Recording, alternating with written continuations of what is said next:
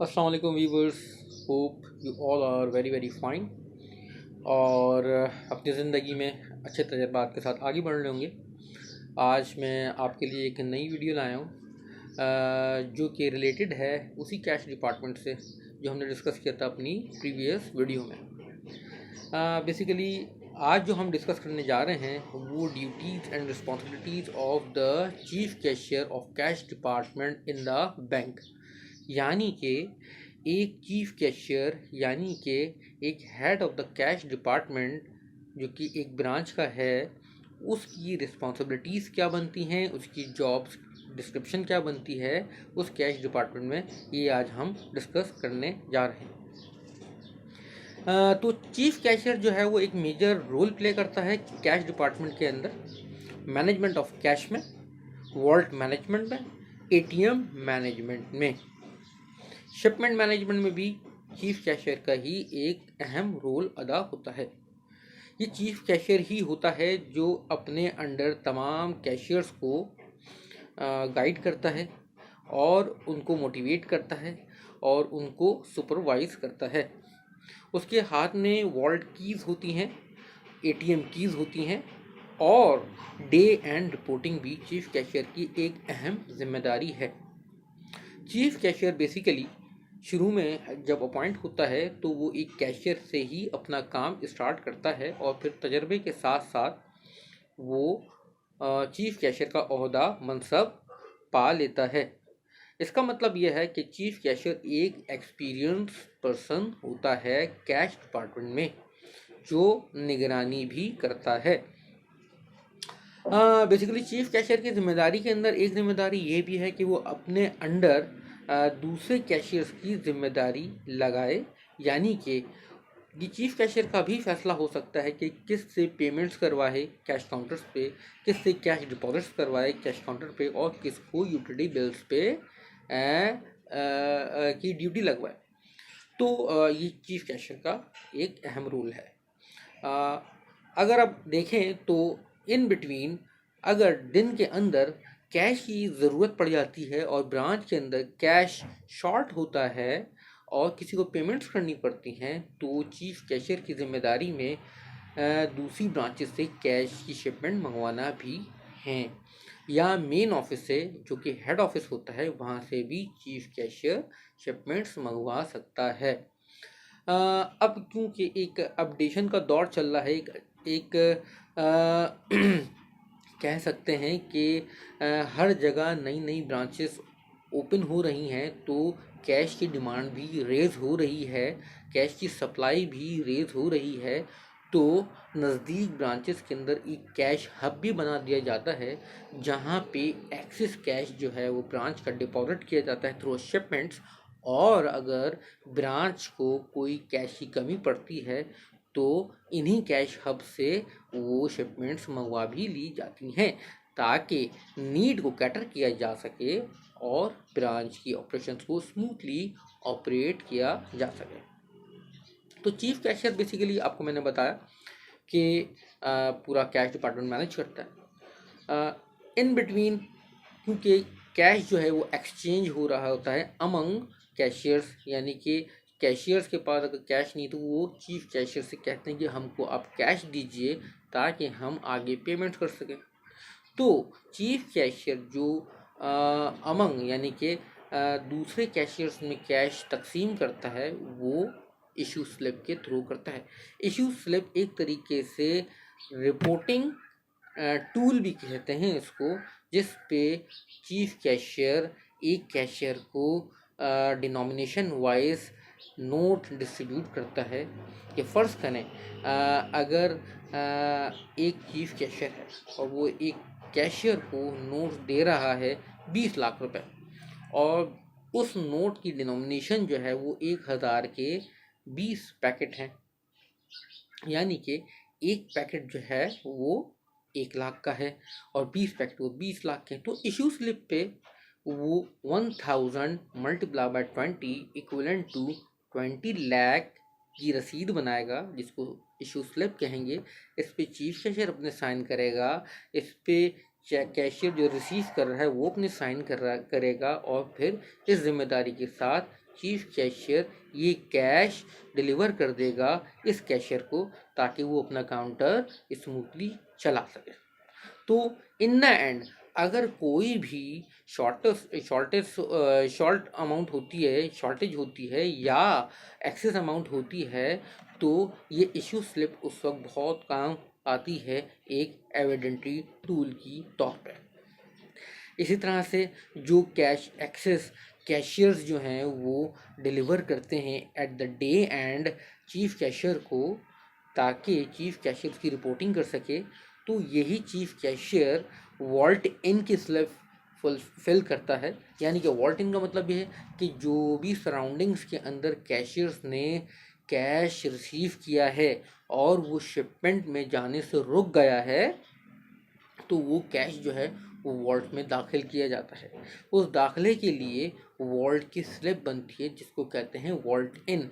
यानी कि जो at the day and cash हम वॉल्ट में रख रहे हैं, वॉल्ट में ट्रांसफ़र कर रहे हैं। वॉल्ट यानी तिजोरी, बैंक की तिजोरी में बैंक का सेफ जो हम उसमें ट्रांसफ़र करने जा रहे हैं, तो उसका एक मैकेनिज़्म है कि आप एक स्लिप पे, जिसको वॉल्ट इन स्लिप कहते हैं, उस पर सारी डिनोमिनेशन बनाते हैं कि 1000 के कितने पैकेट हम अंदर रख रहे हैं, 500 के, 100 के, 50 के एंड सो ऑन, कितनी करेंसी हम अंदर रख रहे हैं।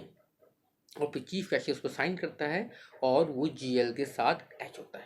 तो इश्यू स्लिप हमने डिस्कस की कि इश्यू स्लिप का मैकेनिज्म क्या है, वॉल्ट इन का मैकेनिज्म क्या है, ये हमने डिस्कस किया। इसी तरह से वॉल्ट आउट होता है कि जब in the very beginning of the day, यानी दिन के शुरुआत में, जब कैशियर जो है को पैसों की नीड होती है काउंटर चलाने के लिए, तो चीफ कैशियर जो है वो कैश जो कि रात में उसने वॉल्ट इन किया होता है, वो अर्ली इन द मॉर्निंग उसमें से कुछ कैश आउट करता है, जिसको कहते हैं वॉल्ट आउट, ताकि वो कैश पेमेंट्स के लिए या एटीएम फीडिंग के लिए यूज़ हो सके।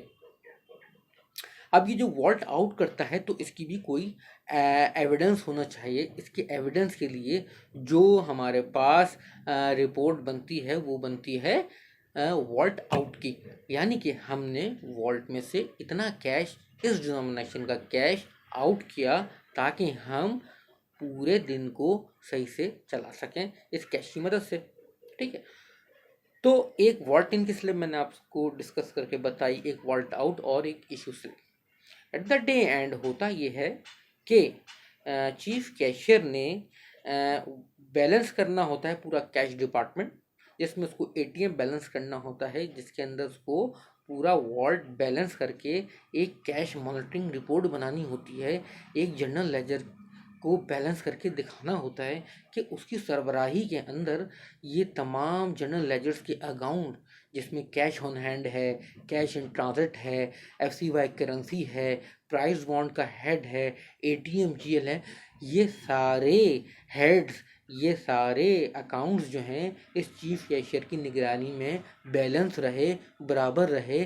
तो ये चीफ कैशियर अपनी इस एक्सपीरियंस और नॉलेज की बदौलत इसको बैलेंस की करने की रिपोर्टिंग बनाता है। इसको कहते हैं जीएल रिपोर्टिंग। इसमें तमाम कैशियर्स की टेलर शीट, बमा डॉक्यूमेंटेशन सब चीफ कैशियर को जमा करवाते हैं, और चीफ कैशियर इनकी बदौलत से ओपनिंग कैश, रिसीविंग कैश को ऐड करके, उसमें से पेमेंट्स लेस करके, शिपमेंट्स जो हैं वो लेस करके, जो क्लोजिंग बैलेंस होता है उसको वॉल्ट के बैलेंस से मैच करता है, जिससे पता पड़ता है कि वॉल्ट बैलेंस हो गया। कैश मॉनिटरिंग रिपोर्ट बनाता है, जिसके अंदर मेंशन होता है कि कौन से नोट कितने अभी एटीएम में पाए जाते हैं। यानी कि जो भी कैश उसने वॉल्ट इन किया है, वॉल्ट इन से मतलब यानी कि जो भी कैश इस चीफ कैशियर ने वॉल्ट में रखा है एट द डे एंड, उसकी पूरी समरी बनती है, जो कि बाद में मैनेजर, ब्रांच मैनेजर या ऑपरेशन मैनेजर या अदर सुपरवाइज़र काउंटर चेक करते हैं और उस पर साइन करते हैं कि हाँ वाकई ये जो रिपोर्टिंग बनाई है चीफ कैशियर ने, ये बिल्कुल एक्यूरेट है, और हम भी जिम्मेदारी देते हैं कि वॉल्ट अभी तक बैलेंस है। तो ये एक जिम्मेदारी है चीफ कैशियर की। इसी तरह से नेशनल प्राइस बॉन्ड की रिपोर्टिंग भी चीफ कैशियर ही की जिम्मेदारी होती है। नेशनल प्राइज बॉन्ड का एक अलहदा सा चैप्टर होगा जो कि हम आपको इंशाल्लाह नई वीडियो में बताएंगे। लेकिन हम छोटा एक समराइज आपको बात बताते चलें कि ये नेशनल प्राइज बॉन्ड जो हैं ये चीफ कैशियर अपने पास जो है इसकी रिपोर्टिंग करते हैं। इस तरह से फॉरेन करेंसी की भी चीफ कैशियर रिपोर्टिंग करते हैं। फिर एटीएम की रिप्लेनिशमेंट के अंदर भी चीफ कैशियर का एक बहुत बड़ा रोल है। यानी कि जब in the very early in the morning जब चीफ कैशियर अपना वॉल्ट आउट करता है, यानी कि वॉल्ट में से पैसे बाहर निकालता है, तो उसका अगला कदम वो एटीएम को रिप्लेनिश करने का भी होता है, क्योंकि पूरे दिन पूरी रात जो है वो एटीएम चला होता है और कस्टमर्स ने पैसे उसमें से विड्रॉ किए होते हैं, निकाले होते हैं। तो फिर क्या होता है कि एटीएम को कुछ देर के लिए बंद किया जाता है और उनकी कैसेट्स निकाली जाती हैं। कैसेट्स को 500, 1000, 5000 के नोटों से दोबारा रिप्लेनिश किया जाता है, भरा जाता है, ताकि एटीएम उस पूरे दिन सही तरीके से वर्क करता रहे और कस्टमर को किसी किस्म की कोई परेशानी ना फेस करना पड़े। तो इस तरह से हमने देखा कि हमने चीफ कैशियर की क्या क्या जॉब ड्यूटीज़ हमने आपको बताई हैं। Chief cashier basically operation manager और ब्रांच मैनेजर से मिल के काम करता है, और एट द डे एंड जब वॉल्ट का कैश ज़्यादा हो रहा होता है तो एक्सेस कैश की इंश्योरेंस भी करने में मदद देता है यही चीफ कैशियर, क्योंकि ओवरनाइट जो कैश अंदर रखा गया है और उसकी इंश्योरेंस अगर फ़र्ज़ करें नहीं हो पाई है तो वो इंश्योरेंस करवाई जाती है, ताकि खुदा ना करे कोई भी हादसा हो जाए तो वो अमाउंट इंश्योर्ड हो और क्लेमेबल हो। तो उम्मीद है व्यूवर्स आपको आज का टॉपिक पसंद आया होगा और वो तमाम चीज़ें जो आपके जहन में थीं या हैं वो क्लियर हुई होंगी। और कोई भी ऐसा सवाल, कोई भी ऐसी क्वेरी जो आप पूछना चाहते हो वो बिला झिझक पूछिए, क्वेश्चंस किया कीजिए। क्वेश्चंस से ही जो है वो मामलात क्लियर होते हैं। चैनल सब्सक्राइब ज़रूर कीजिएगा, पुरानी वीडियो ज़रूर देखिएगा, आपके जहन क्लियर होंगे बैंकिंग के हवाले से, बैंकिंग के शोबाजात के हवाले से। अगली वीडियोस के अंदर हम बहुत से नए डिपार्टमेंट डिस्कस करने वाले हैं जो कि एक्सपीरियंस पे बेस करते हैं, जो कि बैंकिंग नॉलेज पे बेस करते हैं। और उम्मीद है कि आपको उन तमाम नॉलेज से, इंफॉर्मेशन से फ़ायदा होगा अपनी प्रैक्टिकल लाइफ में। ख़ास तौर पे न्यू कॉमर्स को बहुत फ़ायदा होगा, क्योंकि उनको वाकई नॉलेज चाहिए होती है और सुपरविज़न चाहिए होती है। चलें, हाँ, अब इजाज़त दीजिएगा। इंशाल्लाह एक नई वीडियो के साथ अगली दफ़ा दोबारा मिलेंगे। अल्लाह हाफिज़, टेक केयर, खुदा हाफिज़।